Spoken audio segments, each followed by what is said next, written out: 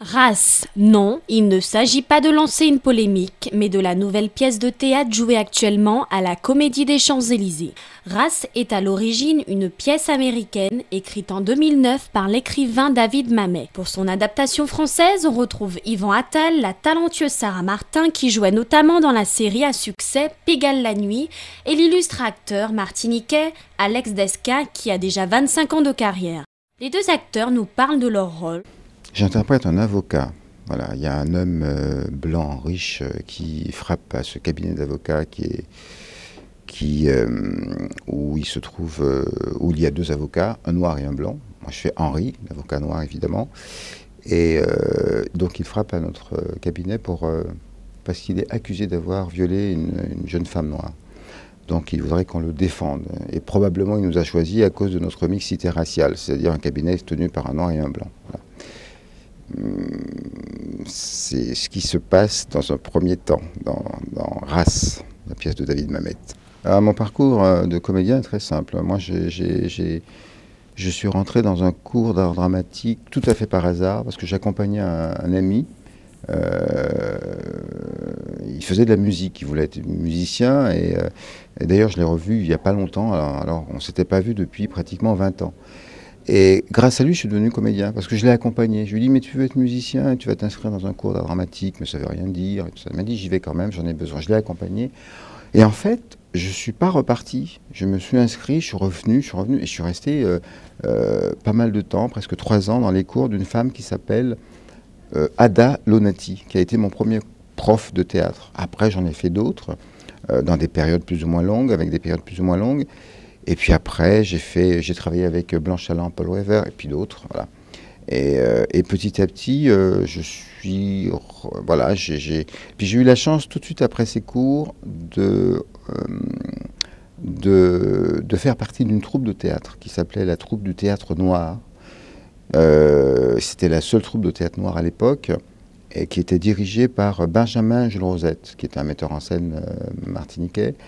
Et dans cette troupe, il y avait des Africains, des Antillais, bon voilà. Et donc on montait toutes les pièces afro-américaines ou africaines ou antillaises, on les montait à Paris. Et c'était assez spécial parce que c'était fin des années 70, début des années 80.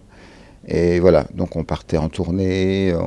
Ouais, voilà, ça a été quelque chose d'assez important, voilà, sur mon parcours, parce que ça m'a permis d'avoir un peu confiance.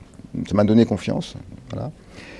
Et puis, petit à petit, j'ai intégré le cinéma. Enfin, je suis arrivé au cinéma. Et ça a été très compliqué, parce qu'à l'époque, il n'y avait pas du tout de rôle pour les comédiens noirs. Il n'y en avait pas du tout. Les personnages, on les appelait soit le noir, il n'y avait pas de prénom, voilà, on l'appelait le noir. Enfin, un exemple parmi tant d'autres. Et les rôles, c'était souvent des rôles moi j'appelle ça des rôles serpillères, ou des caricatures ignobles. Donc ça a été assez douloureux, et j'ai même pensé arrêter ce métier, parce que je me suis dit, je ne veux pas faire ce métier pour faire ce genre de personnage qui n'existe pas, qui est complètement inventé, et qui me dégrade et qui me salit, ces rôles serpillères, voilà. Donc à un moment donné, j'ai arrêté. Voilà. Et donc c'était compliqué, parce que je travaillais peu déjà, mais alors là, je ne travaillais plus du tout. Parce qu'on disait, oui, mais Alex Descas, c'est un emmerdeur, il veut des rôles de blanc. Je ne voulais pas des rôles de blanc, je voulais des rôles, tout simplement. Voilà, pas des caricatures.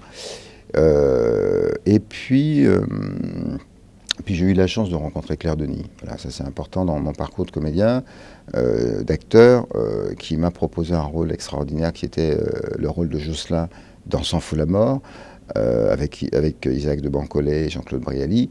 Et c'était autour des combats de coqs. Voilà. C'était des combats de coqs clandestins qui étaient organisés aux alentours de Paris, à Rungis plus exactement.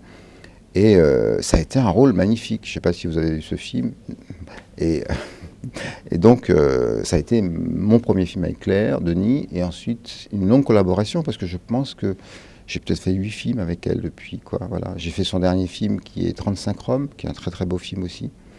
Voilà, donc, et grâce à ce film, j'ai eu le prix Michel Simon, enfin bref, qu'importe.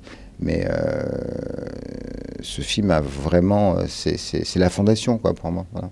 Même si j'avais fait d'autres choses auparavant, j'avais fait d'autres films avec des metteurs en scène plutôt intéressants.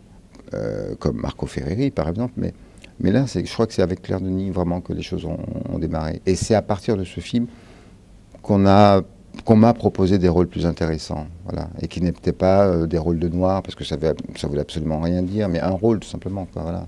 Je joue le rôle de Suzanne, qui est une jeune avocate qui vient de terminer ses études, en tout cas sa thèse, et qui est nouvelle dans ce cabinet d'avocats.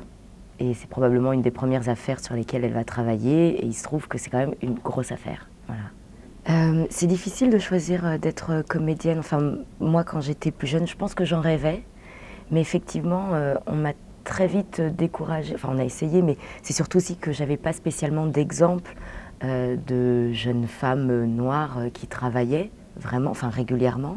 On a évidemment tous les exemples de ces acteurs de couleur, enfin en tout cas aux États-Unis, on est baigné par ça, mais moi j'avais pas ça. Et puis en fait, je crois que ça m'a pas arrêté. Enfin, j'ai quand même décidé de le faire. Après, je suis quelqu'un de très scolaire, donc pour moi c'était important de faire une école. Être comédien, c'est un métier, ça s'apprend. Il y a des écoles pour ça. Et en fait, j'ai eu la chance, j'ai grandi à Lyon, et je faisais une option théâtre au lycée. Et mon option théâtre était partenaire avec le TNP, qui était dirigé à l'époque par monsieur Roger Planchon, qui nous a quittés. Et lui, à ce moment-là, avait créé une pièce où il y avait le rôle d'une jeune fille de couleur. Et donc, il m'a choisie. À l'époque, je faisais surtout de la danse aussi. C'était le rôle d'une jeune fille muette. Je pense que tout ça fait que ça m'intéressait. Mais voilà, je me suis retrouvée dans cette équipe pendant quasiment 2 ans. Et j'avais commencé des études de droit à ce moment-là, évidemment, un vrai métier. Et puis, j'étais très bien entourée et tous m'ont conseillé de tenter ma chance et de tenter le conservatoire, ce que j'ai fait. J'ai présenté le concours au conservatoire, j'y suis rentrée. Donc j'ai fait 3 ans d'école. Mais surtout aussi, c'était important pour moi d'être au conservatoire parce que je voulais jouer Roméo et Juliette.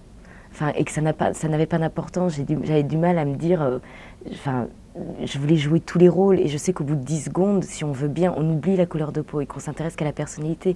Voilà, quand on me présente, j'ai envie de dire, je suis une actrice d'une trentaine d'années, voilà, mais pas une actrice noire. Je le suis de fait, ça se voit, mais peu importe, je veux pas être réduite à ça. Et après, j'ai eu de la chance, la télé m'a beaucoup ouvert des portes, et surtout pas toujours pour des rôles de femmes noires. Je voulais pas être stigmatisée dans ces rôles-là, et de toute façon, j'étais pas la bonne personne. Quand on cherchait des femmes noires, on cherchait vraiment une femme noire qui était descendue de l'avion du Mali hier, enfin voilà, je veux dire, avec un accent. Ça, j'ai toujours refusé de le faire, parce qu'en plus, je l'aurais mal fait. C'est pas ce que je suis. Je suis, comme beaucoup de gens, une femme qui a grandi en France, qui sont évidemment française, qui est de culture française, qui n'a pas d'accent, qui n'est pas... Voilà.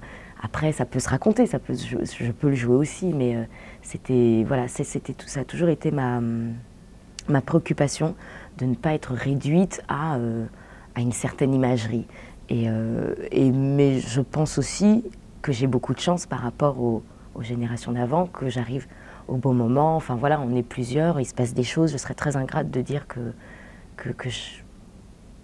je travaille pas, parce que j'ai beaucoup de chance, je travaille beaucoup à la télé. Après, évidemment que c'est pas encore idéal, évidemment qu'il y a encore des choses qui sont pénibles, difficiles à avaler, parce qu'on nous dit « Oh mais non, une femme noire, ça va pas, tout le monde va pas s'identifier pour ce personnage ». Comment ça? Enfin, c'est une question de personnalité. Moi, j'ai grandi en regardant Marilyn Monroe, je me suis identifiée.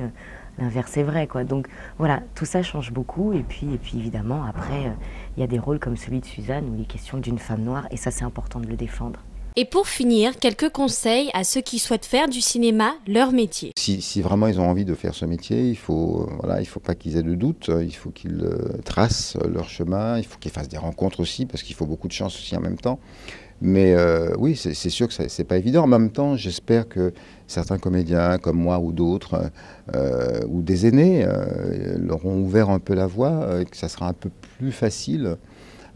Même si c'est toujours pas si évident que ça, mais que ça sera un peu plus facile. Moi, quand j'ai voulu faire ce métier, beaucoup de gens, même des proches, même parfois des gens de ma famille, me disaient « Mais tu rigoles, mais tu veux être comédien en France, tu te plaisantes, mais jamais tu vas pouvoir, etc. » Et si j'avais suivi ces gens, et qui étaient parfois des gens de ma famille, à ce moment-là, je pense que je ne sais pas ce que je serais devenu. J'aurais fait autre chose. Mais j'ai persisté. Et ça a été c'est pas évident, parce que pendant des années, ça a été parfois douloureux, compliqué. Je devais être un peu fêlé ou inconscient, j'en sais rien, mais je n'ai jamais réellement pensé arrêter. Même dans les moments les plus difficiles, je me disais, bon, il va falloir réfléchir à ça. Mais je crois qu'au fond, je voulais vraiment continuer, quoi. Je le disais tout à l'heure, être acteur, c'est un métier et qui s'apprend. Et il y a aussi une culture de ce métier, il y a des écoles, donc il y a des cours privés qui sont formidables, bien sûr, qui coûtent cher, mais bon, après, c'est une question de détermination. S'il faut avoir un petit boulot à côté, très bien. Il y a les écoles nationales, comme le conservatoire, comme le TNS, comme l'ENSAT, qui sont des écoles qui, du coup, sont gratuites. C'est un cours, il faut présenter le concours et il faut y travailler. Et après voilà, c'est ce qui fait la différence aussi. C'est des méthodes de travail, c'est pas juste arriver face à une caméra. Bien sûr qu'il y a le talent, mais le travail change aussi beaucoup de choses.